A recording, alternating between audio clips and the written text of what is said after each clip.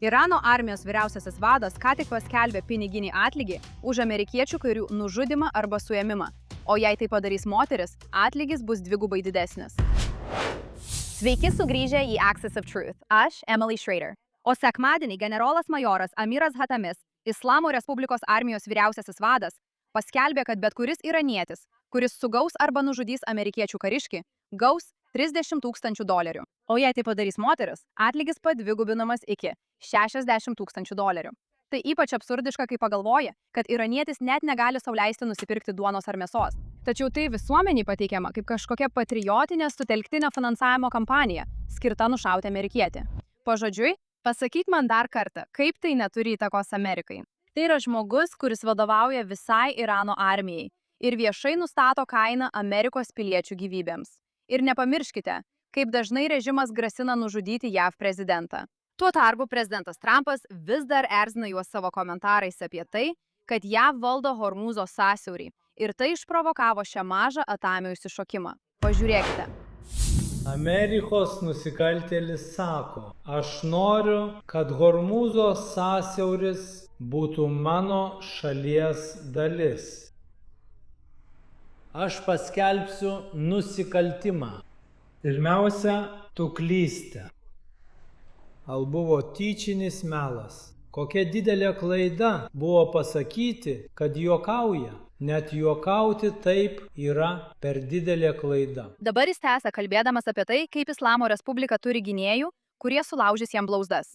Tačiau visa ši tuščia grasinimų retorika sklinda ne tik iš Hatamio. Imkime parlamento narį Močtabą Zaragą, kuris paskelbė tiek persų, tiek arabų kalbomis, ragindamas Jordanus užimti JAV oro bazę ir paimti amerikiečių karius į nelaisvę tą akimirką, kai ją pataikys Irano raketos. Kitas parlamento narys, Amiras Hoseinas Saberis, sakė, kad arabų šalių lyderiai, kurių šalyse yra amerikiečių bazės, patys turėtų tapti atsakomųjų veiksmų taikiniais kartu su Izraelio ir Amerikos pareigūnais. Jis netgi pavadino savo vyriausybės pareigūnus idiotais už tai, kad atsiprašė tų arabų valstybių po to, kai režimas pakartotinai smogė amerikiečių bazėms ir kitiems objektams jų teritorijoje.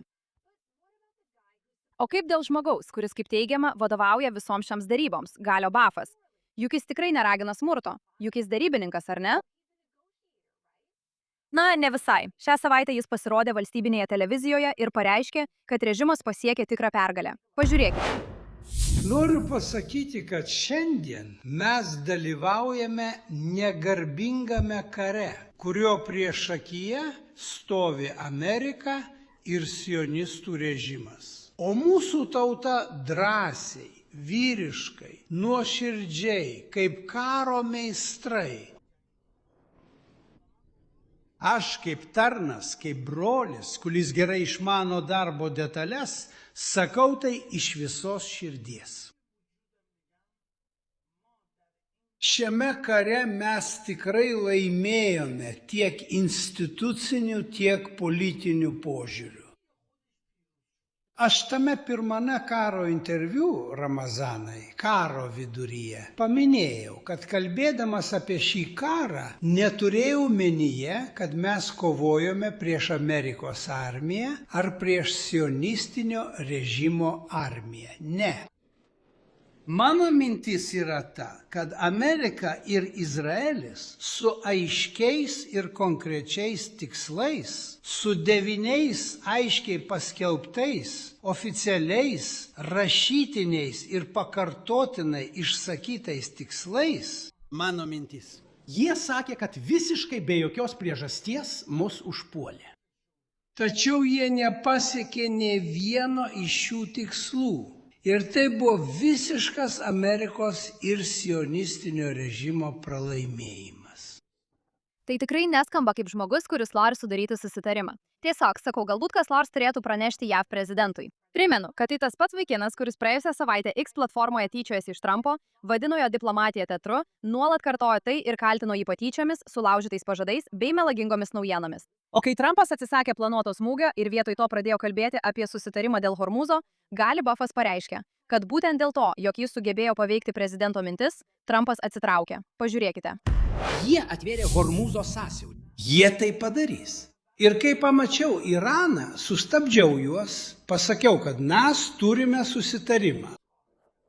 Ir kai tai pamačiau, sustabdžiau juos. Pasakiau, kad mes neturime jokio susitarimo. Tarpininkams pasakiau, jei šis įrašas dabar nebus pašalintas, mes smogsime. Neturime. Tarpininkams pasakiau, jei šis įrašas dabar nebus pašalintas, mes smogsime. Mes smogsime. Kaip ir sakiau, prašau, ateikite čia ir pažiūrėkite į užrašą ant sąsiaurio. Po 58 minučių Taraneh Bakšech. Supratimo memorandumas. Ar nėra islamo? Šis pokalbis, šis karas. Tai ir reiškia dėrybos, kovą. Na štai ką jis taip pat netyčia pripažino savo pastaruosiuose komentaruose, kad Irano žmonės iš tikrųjų nesijautė laimėję, kas yra logiška. Kad režimas, jo žodžiais tariant, nesugebėjo tinkamai perteikti šios pergalės savo piliečiams. Tiesiog informuoju, jei reikia perteikti pergalę žmonėms, kurie patys ją išgyveno, vadinasi tai nebuvo pergalė. Irano žmonės nepalaiko šio režimo, o Galibafas ir visas režimas jų neatstovauja. Tačiau kol Galibafas gyrėsi valstybinėje televizijoje, štai kam dar režimas skiria savo laiką. Ankstyvą sekmadienio rytą jį egzekutavo jauną vyrą vardu Šahramas, apkaltinę jį saugumo nusikaltimais ir tyčinių policijos pareigūnų partrenkimu per protestus Karadže sausio 8-ąją. Taigi, kol kariuomenė skelbia premijas už amerikiečius, o parlamento pirmininkas ir derybininkas švenčia vadinamąją pergalę per televiziją, teismai vis dar skiria Iranams mirties bausmę už protestus prieš 7 mėnesius. Pergalė? Tuo tarpu ekonomika, kurioje jie tariamai laimėjo, griuvo jiems po kojomis. Irano maisto ir vaistų administracija pripažino, kad 2/3 vaistų šalyje nuo kovo mėnesio kainos jau buvo didintos 2 kartus, o importuojamų vaistų atgabenimo kaina išaugo nuo 3 000 JAV dolerių jūra iki 30 000 JAV dolerių orų. Tai tie patys 30 000 JAV dolerių, kuriuos Hatami siūlo už amerikiečio nužudimą. Už juos būtų galima atskraidinti vaistų sergantiems Iranams. Bet ne, šio režimo prioritetas visada yra teroro ir smurto eksportas. Ekonominė situacija Irane yra katastrofiška. Žmonės turtingoje šalyje neįperka net duonos. Panašiai Irane dabar taip trūksta kuro, kad jis importuoja aukščiausios rūšies benziną ir parduoda jį savo energijos biržoje brangiau nei praėjusių metų lapkritį, nors šalis sėdi ant vienų didžiausių naftos atsargų pasaulyje. Vėlgi, pergalė? Režimas, kuris nesugeba aprūpinti savo žmonių kuru, vaistais ar net maistu, kažkaip vis tiek randa laiko ir pinigų paskelbti premiją už Amerikos kareivius, turi parlamento narių, kurie drįsta raginti paimti amerikiečius į nelaisvę. Ir kaip parlamento pirmininkė, ji pasiryžusi pasirodyti valstybinėje televizijoje ir skelbtis nugalėjus šalį, kurią jie grasina. Net kai iranietės kenčia ir niekas savaime dėl to nepasikeičia. Blokada turi likti galioti, kad ir kokia skausminga ji būtų. O režimas turi būti patrauktas atsakomybėn be jokių susitarimų ar finansinės pagalbos, leidžiančios jam toliau egzistuoti. Dabar matome nerimą keliantį reiškinį, kuris tik auga. Ir noriu iš karto paaiškinti, kad tai jau nebėra tik žydų problema. Tai yra pavyzdys, kas nutinka kiekvienai laisvai visuomeniai, kuri leidžia tokiam elgesiui praslysti nepastebėtam. Per pastarąsias kelias savaitės stebėjome fizinių išpuolių prieš izraeliečius ir žydus bangą visame pasaulyje. Pirmiausia, štai kas nutiko Tailande, kai bare buvo izraeliečių. Grupė prancūzų turistų, kilusių iš Šiaurės Afrikos, išgirdo, kaip jie kalba hebrajiškai ir iš karto pradėjo juos pulti, sakydami, jūs esate izraeliečiai. Žinoma, tai nebuvo klausimas. Izraeliečiai bėgo prie galinių durų, rado jas užblokuotas ir tada užsirakino tualete toje vietoje.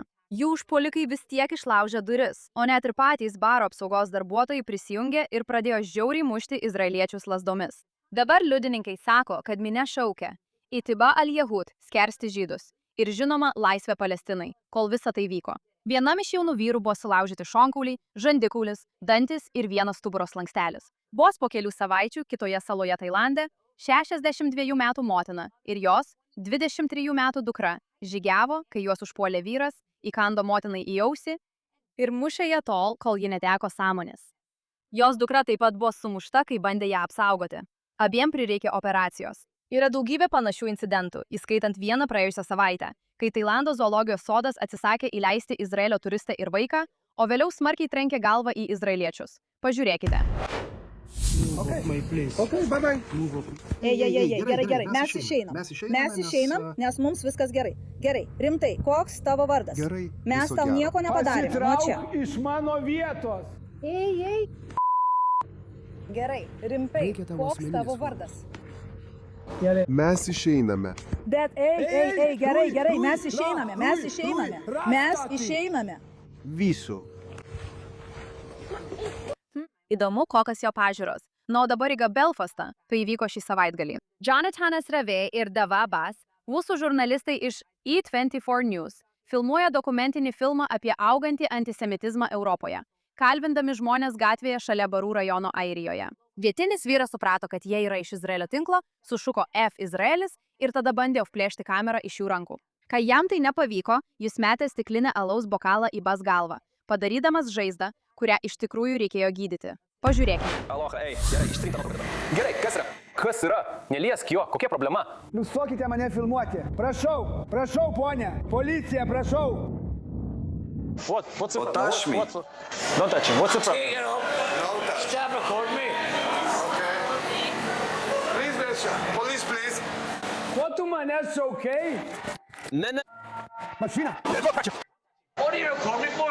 We're going to the police. You wanna go to the police? We're going to the police, yes. You wanna go to the police? Yes. No. Neliesk manęs. You wanna record me? What are you recording me Hey, for? you security. pervert? Ei, neliesk manęs. Ei, tu nori mane filmuoti? Ką tu filmuoji? Ei, apsauga. Prašau. Ką? Policija, prašau. Kodėl tu mane šauki? Na tikrai, nustok filmuoti, žvaigždė. Viskas gerai. Ar jis tave trenkė buteliu? Ar parvertė? Poliai to vaikiną. Neįtikėtinos scenos. Jie filmuoja apie antisemitizmą ir patys tampa jo aukomis. Na, o tada yra Las Vegasas. Ir šiame aš iš tikrųjų buvau ten. Mano partneris iš tikrųjų Jozefas Vedadas, kuris yra arabas, Izraelio krikščionis ir Izraelio gynybos pajėgų Golano brigados veteranas, susėdo diskusijai su 10 anti-izraelietiškų aktyvistų Digital Social Hour tinklalaidėje. Vienas iš dalyvių buvo Denisas Faitosa, dar žinomas kaip Def Noodles, kuris ką tik kandidatavo į Kongresą Kalifornijos 30-ojoje apygardoje ir pralaimėjo surinkęs mažiau nei 5% balsų pirminiuose rinkimuose. Ir jis visą įrašą rėkia genocido vykdytojas, prakeiktas iškrypėlis ir kūdikių žudikas Jozefui už tai, kad šis žinoma tarnavo savo šaliai. Jis taip pat 2 kartus užpuolė Jozefą per debatą, bandydamas išprovokuoti muštinės, o vėliau apėjo stalą, tarsi norėdamas jį užpulti, kol kiti jį sulaikė. Po to jis laukė automobilių stovėjimo aikštelėje ir kai Jozefas kažką filmavo, kaip tikras bailys puolė jį smaugti iš nugaros. Dabar 2 praeiviai nutempė Faitosą nuo Jozefos, kai Jozefo apsisuko gindamasi ir smogė. Pažiūrėkite patys. Ir taip, tai iš tikrųjų aš filmuoju. Kaip sakiau, aš buvau įvykio vietoje. Ir tai iš tikrųjų buvo jau 3 kartas, kai Faitosa bandė užpulti Jozefą. Na tiesiog absurdiškos scenos. O šis vaikinas yra visiškai susijęs su groiperiais, Niku Fuentesu ir kitais neonaciais. Labai neramu, kad tai apskritai galėjo įvykti. Tačiau iškart po to Jozefas iš tikrųjų pateikė pareiškimą policijai Las Vegase. Tačiau man tai įdomu, nes tai įvyko ypač palankę dieną, kuri man labai įstrigo. Tai buvo lygiai po 20 metų nuo tos dienos, kai pats Jozefas Libane, būdamas Izraelio kariuomenės kareiviu, buvo sužeistas Hezbollah raketos. Praėjus 2 dešimtmečiams matome tą pačią problemą. Kai žmonės negali jo nugalėti faktais, jie bando jį sumušti kumščiais arba, kai kuriais atvejais, raketomis. Kitas įvykis nutiko Antakių salone, senamiestyje Aleksandrijoje, Virdžinijoje. Salonas vadinasi Karimi Braus. Jį valdo moteris vardu Fatana Karimi. Izraelio kilmės amerikietė klientė atėjo į įprastą procedūrą ir turėjo, jos manimu, buvo šiltas pokalbis su savo kosmetologė apie romaną, kurį ji buvo parašiusi, apie žydų ir musulmonų personažus, kurie užmezga tam tikrą draugystę. Tačiau vos tik Karimis sužinojo, kad klientė yra izraelietė, jį ją išvarė, neteisingai kaltinusi kalbėjimo apie politiką, nors akivaizdu, kur buvo tikroji problema. Blogiausia tai, kad ji tiesioginė prasme pasiliko moters avansą, atsisakė jį gražinti, tada nufilmavo ją be jos sutikimo ir pati įkėlė įrašą. Užsipuldama izraelietę klientę, visą tai darydama ir tvirtindama, kad nenori kalbėti apie politiką. Virdžinijos įstatymai aiškiai draudžia diskriminaciją dėl tautinės kilmės, bet kurioje viešojo aptarnavimo vietoje. Taigi tai nėra pilkoji zona. Tai nusikaltimas, kurį ji tiesioginė prasme pati nufilmavo darydama. Pažiūrėkite. Tai reiškia, kad jūs pasirašėte nuotrauką ir sutikimą tiesiog vis kartojate Izraelis, mano politika. Ne, visiškai ne. Aš mandagiai paprašiau jūsų nekalbėti apie politiką. Maniau, kad mes turėjome puikų pokalbį apie Afganistaną, apie kultūrą, kuri man iš tikrųjų rūpi. Ne, viskas gerai. Ačiū. Ir man tai labai patinka. Aš vis kartoju, kad tai nuostabu ir man patinka tai, ką darai, viskas, bet aš Ne. Turėtum grąžinti man mano užstatą. užstatą. Aš net neįsivaizdavau, Tu, kad tu taip kai pasielgsi. tavo Kai sakai tokius gerbėjai. dalykus, Izraelio amerikietė ir tada sakau tokius dalykus, kaip aš tiesiog nieko nesakau siaubo metu. aš Bet tą netikiu pokalbį Izraeliu. vedai tu. Tai visiškai normalu. Tu gali gintis kiek tik nori, bet tai yra mano reikalas. Tai mano reikalai, bet tu turėtum grąžinti man mano užstatą. Ir jei to nepadarysi, man teks imtis teisinių veiksmų. Visiška vagilė ir tikiuosi, kad ji bus patraukta atsakomybėn pagal visą įstatymo griežtumą ir praras savo verslą. Bet galiausiai, bent jau šiai diskusijai, Manhattanas. Ir tai įvyko penktadienio vakarą centrinėje sinagogoje per šabo pamaldas. 46 metų vyras, vardu Larius Montezas, įsiveržė vidun ir eidamas praėjimu pradėjo šaukti antisemitinį įžeidimą. Kai apsauga jį išvedinėjo, jis smogė 63 metų bendruomenės nariui į veidą. Tada spjovė ir trenkė galva apsaugos darbuotojui. NYPD seržantas, dirbęs toje vietoje, jį sulaikė vietoje. Montezui dabar pareikšti kaltinimai dėl 2 užpuolimų iš neapykantos ir 1 turto sugadinimo iš neapykantos. Pažiūrėkite į šias scenas.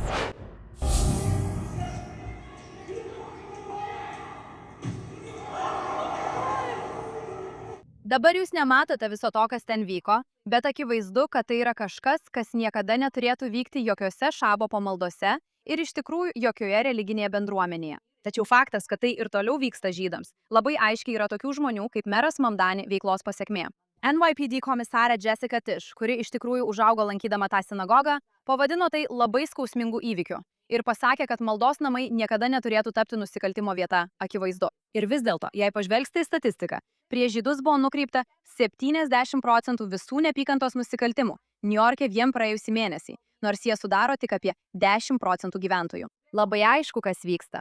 Baras Tailande, šaligatvis Belfaste, automobilių stovėjimo aikštelė Las Vegase, kirpyklos kėdė Virdžinijoje, šventovė Manhatane. Ir tai tik keli iš neseniai įvykusių incidentų. Nė vienas iš šių žmonių nebuvo kareivis. Jie buvo turistai arba žurnalistai, diskusijos svečias, klientas, močiutė maldoje. Tačiau bendras vardiklis čia yra užpuolikų įsitikinimas, savo teisė ir žydų nužmoginimas. Kažkur internete kažkas nusprendė, kad izraeliečiai, o dabar ir žydai apskritai, neturi teisės į fizinį saugumą, vos tik juos atpažinus. Ir kas kelia nerimą, milijonai žmonių tuo tiki. Jokia priežastis, kad ir kokia teisinga jums atrodytų, nesuteikia jums teisės pakelti ranką prieš kitą žmogų. Net jei manote, kad kažkas yra karo nusikaltėlis, jūs neturite teisės būti teisėjų, prisiekusiuoju ir budeliu. Ta akimirka, kai priimame smurtą prie žmogų dėl to, kas jis yra ar kuo tiki, socialinis kontraktas, leidžiantis laisvoms visuomenėms funkcionuoti, jau būna prarastas. Viskas visada prasideda nuo žydų, bet niekada tuo nesibaigia. Tai suėda žodžio laisvę, religijos laisvę ir pagrindinės laisvės būti viešumoje, kol nelieka nieko iš vertybių, kurios iš pradžių sukūrė laisvąjį pasaulį. Smurto prieš žydus toleravimas visame pasaulyje iš esmės tampa norma, prisidengiant klaidingų moralinių pranašumu, kuris kaip ir 1930-aisiais Europoje žydus paverčia atpirkimo ožiais dėl visų to meto visuomenės negandų. Tačiau šie žmonės pamiršta, kad kiekviena visuomenė, atsigręžusi prieš savo žydus, greitai pati save sunaikina. Ir sprendžiant iš Australijos, Europos, Šiaurės Amerikos situacijos, jie jau gerokai pakeliui į visuomeninę savižudybę. Tik laikas parodys, ar šiuo metu jau per vėlu. O dabar kaip visada turime gerąją, blogąją ir bjaurąją savaitės istorijas. Noriu pradėti nuo gerosios šios savaitės istorijos. Šią savaitę iš Venesuelos atėjo 2 puikios naujienos. Pirmiausia, Izraelio gynybos pajėgos padarė tai, ką jos visada daro. Birželį Venesueloje įvyko 2 stiprūs žemės drebėjimai, kurie tragiškai nusinešė daugiau nei 5000 gyvybių. Ir vos po kelių dienų Izraelis į Venesuelą atsiuntė delegaciją, kuriai vadovavo brigados generolas Eladas Edris. Venesueloje nėra ambasados, o diplomatinių ryšių neturime nuo 2009 metų. Tačiau tai nesvarbu, nes kai ištinka nelaimė, Izraelis visada pasiruošęs padėti. 30 žmonių iš vidaus fronto vadovybės sudarė 1300 apgadintų pastatų žemėlapį ir pateikė Venesuelai visą nacionalinį atstatymo planą, kuris buvo patvirtintas per kelias dienas, nors paprastai tai užtrunka mėnesius. Visą tai jie atliko vilkėdami Izraelio gynybos pajėgų uniformą. Jie netgi dalyvavo šabo vakarienėje kartu su 5000 narių Venesuelos žydų bendruomenė, kol buvo ten. Dabar, pasak Edri, žmonės ten turėjo ašarų akise vien pamatę Izraelio gynybos pajėgų uniformas iš arti. Po to, kai Venesuelos vyriausiasis rabinas Isakas Koenas tiesiogiai nunešė laišką Rodrigesui, prašydamas atkurti diplomatinius ryšius tarp Izraelio ir Venesuelos. Ir jau kitą dieną tai buvo padaryta. Izraelis ir Venesuela atnaujino konsulinius santykius pirmą kartą nuo 2009 metų. Tai tapo koordinavimo kanalu tarp šalių, o abi vyriausybės pabrėžė Venesuelos žydų bendruomenę kaip svarbų istorinį draugystės tiltą tarp jų. 17 metų – nieko. Ir tai, kas viską sugrąžino, buvo Izraelio gynybos pajėgų paieškos ir gelbėjimo komandos atvykimas padėti.